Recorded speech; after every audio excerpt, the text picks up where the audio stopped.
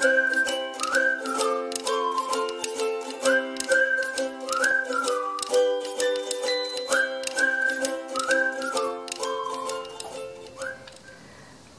so let us now have our next topic, that is preparation of financial statement.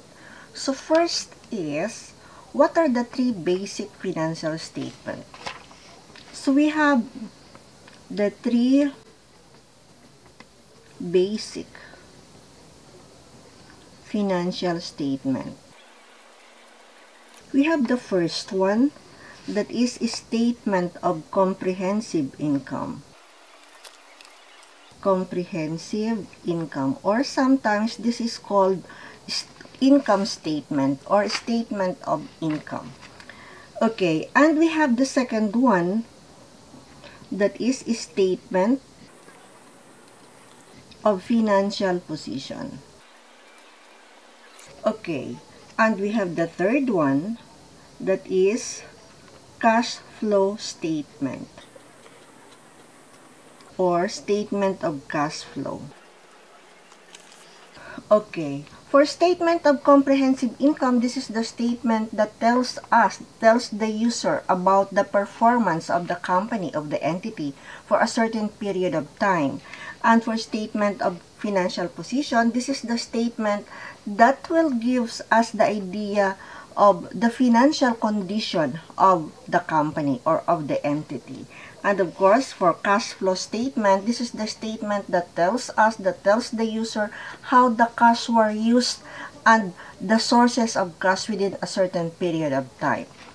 Okay, for statement of comprehensive income, if you can still remember, when we are preparing our worksheet, the elements that were posted in statement of comprehensive income are revenues and expenses. So our accounting equation for statement of comprehensive income, that is revenue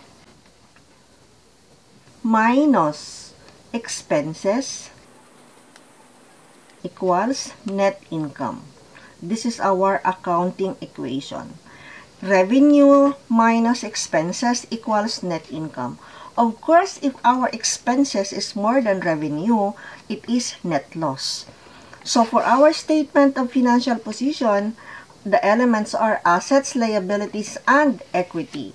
So our accounting equation, that is assets equals liabilities plus equity or capital. And for our equity, we have our statement of owner's equity. Our equation, that is beginning capital plus additional investment minus additional investment. If there is withdrawal, minus withdrawal plus net income. In case of net loss, minus net loss equals ending capital. Again, our equation for statement of owner's equity, we have beginning capital plus additional investment if there is withdrawal, minus withdrawal, plus net income in case it is net loss, minus net loss equals your ending capital. It may be there is both additional investment and withdrawal, but there will never be an income, net income, and net loss. If it is an income, net income, it is only net income. If it is net loss, it is only net loss. Take note, in our equation of statement of financial position, we have assets equals liabilities plus equity. The equity here is the ending capital. Okay, and we have the third one, that is cash flow statement. We're not going to discuss cash flow here because cash flow will be discussed in intermediate accounting. Okay, so let us prepare our financial statement. Okay, remember the worksheet that we have prepared, J. Amante Surveyors. Again, as I have said before, we prepare our worksheet to make it easy to prepare our financial statement, to facilitate the preparation of financial statement. So let us prepare the financial statement of J. Amante Surveyors. Okay, so from our worksheet, we have here our columns, statement of comprehensive income and statement of financial position. So let us prepare our statement. First is the statement of comprehensive income. Again, what is our equation for statement of comprehensive income? That is revenues minus expenses equals net income. Okay. So we have our statement of comprehensive income. In preparing a worksheet, in preparing your financial statement, do not forget your heading. So our heading, we have J. Amante Surveyors Statement of Comprehensive Income, December 31, 20, the current year. Okay, so our equation again, that is revenues minus expenses. So in our worksheet, our revenue is, we have here, so we can just pick up the amount in our worksheet. We have our survey revenue of 6,550,000, and we have our expenses from salaries expense, this column. Okay, so we have survey revenue 6,550,000, this one. I include interest income. If ever there is an interest income, it will be part of your revenue. Again, as I have said before, when we prepare our statement, our worksheet, in this column, credit column of your statement of comprehensive income, you have only 1 or 2 postings here. Because this is for our revenue column. Okay. So in our statement of comprehensive income, we have survey revenue of 6,550,000. Then we have interest income. I just put it there for your reference. So we have our total revenue of 6,550,000. Then less operating expenses, our formula, that is minus expenses. So our operating expenses, we have our salaries expense, this one. So from our worksheet, we have our salaries expense, we have rent expense, we have insurance expense, utilities expense, miscellaneous expense, then we have advertising expense, we have engineering supplies expense, we have depreciation expense. Okay, so again, for our operating expenses, we have salaries expense of 3,410,000. So 3,410,000. We have rent expense of 960,000. We have insurance expense of 250,000. We have utilities expense 160. We have miscellaneous expense of 80. Advertising expense of 40,000. We have engineering supplies expense of 180,000 and depreciation expense of 160,000. Total of that is 5,240,000. Let us check. So 3,410 plus 960 plus 250 plus 160 plus 80, 40, 180 and 160. So that is 5,240,000. We do not, that is total operating expenses. Take note, that is operating expenses. So we have total revenue of 6,550,000 minus your operating expenses of 5,240,000. It will give us an operating income of 1,310,000. So we have 6,550. So that is 1,310,000.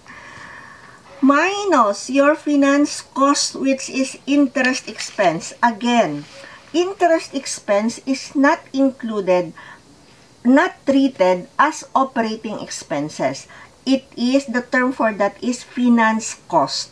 So we have minus your finance cost, interest expense of 60,000. So our net income is 1,250,000.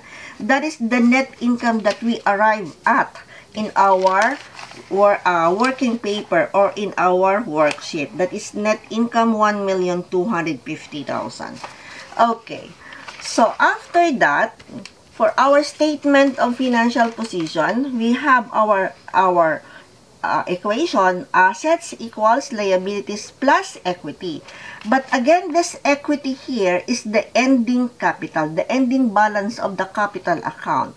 So we have to compute first what is our ending capital. So we have to prepare first our statement of owner's equity. And our equation is, we have beginning capital plus additional investment minus withdrawal plus net income equals your ending capital. Okay, so in our statement of financial position here, so all the postings in our statement of financial position will be what we're going to report in our statement of when we prepare our statement of financial position. I just want to make it clear. This is a worksheet. And the statement of comprehensive income and the statement of financial position here is just part of the worksheet. So what we are preparing now is the financial statement. Okay. So if we said financial statement, it is a report form. So this one, it is a report. Okay, so again, we're going to prepare now our statement of owner's equity. So our equation, we have beginning capital, a monthly capital beginning, that is 1,120,000, this one. A monthly capital, that is 1,120,000, that is the beginning capital. We don't have additional investment, but we have our withdrawal, a monthly withdrawal of 700,000.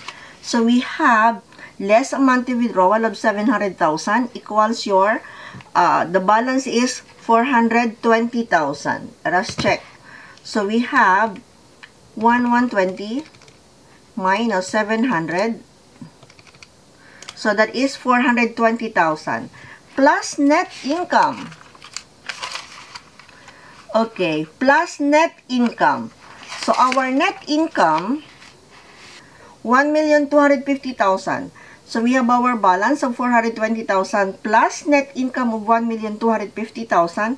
Our ending capital for Amante is 1,670,000.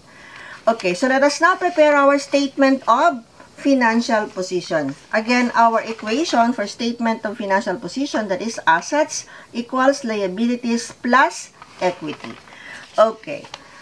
So we have our statement. So we have our assets. First is, again, we have our heading, J. Amante Surveyors, Statement of Financial Position, December 31, 2020. Okay, we have our assets. We have current assets. First is, what is this current asset? Current assets are assets that will be used on the next accounting period, and it has no up to that accounting period only. So if we talk of current asset, those are short-lived assets which will be used for the next accounting period, or assets that can be converted into cash in the next accounting period. And what are this? Okay, so we have our cash. So here are first in our worksheet, we have our assets, we have cash, accounts receivable, we have prepaid advertising, engineering supplies, we have survey equipment, accumulated depreciation, accounts payable, liabilities.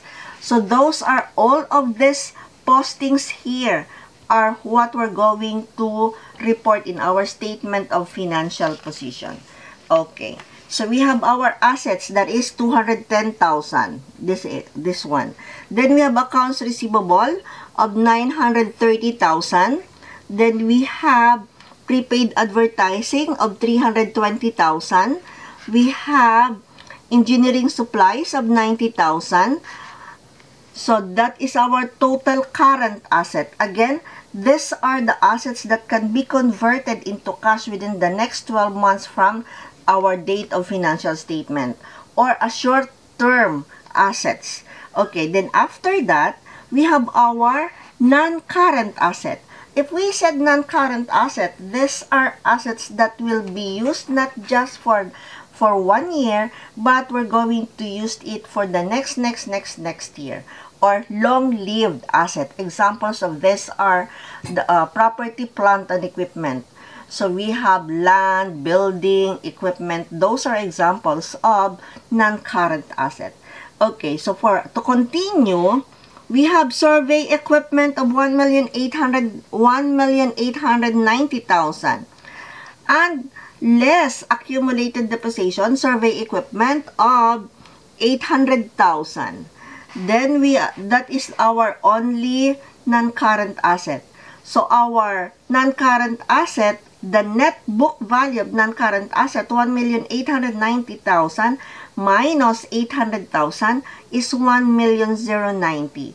So our total assets, current asset of 1,550,000 plus non-current asset of 1,090,000, our total assets is 2,640,000. So this is our total assets. And for our current liabilities, we have here accounts payable, we have notes payable.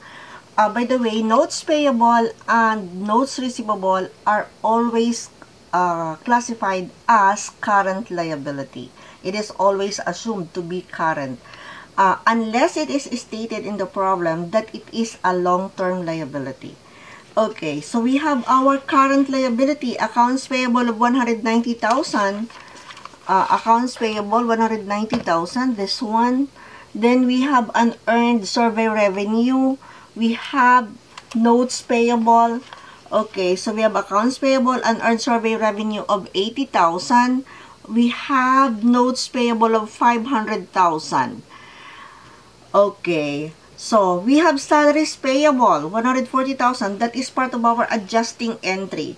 So we have here our salaries payable of 140,000 and also interest payable. So we have our salaries payable of 140 and interest payable of 60,000. Take note that the interest payable will be presented as a current liability. It will not be reported separate from the other liability because it is just a simple current liability, unlike the interest expense. Okay, so our total liabilities is 197,000. Let us check it out. 190 plus 80 plus 500,000 plus 140 plus 60. So that is 970,000. Our equation, that is assets equals liabilities plus equity. The equity is the ending capital. And we have computed already how much is our ending capital. Ending capital is 1,670,000. So that is our total liabilities is 970,000 plus amount capital, ending capital, that is 1,670,000. So our total liabilities and equity equals 2,640,000. So 970,000 plus 1,670, so that is 2,640,000. Our total assets plus liability equals liabilities plus equity is also 2,640,000. So this is where we have to have a balance amount. So it means it is balanced. Okay.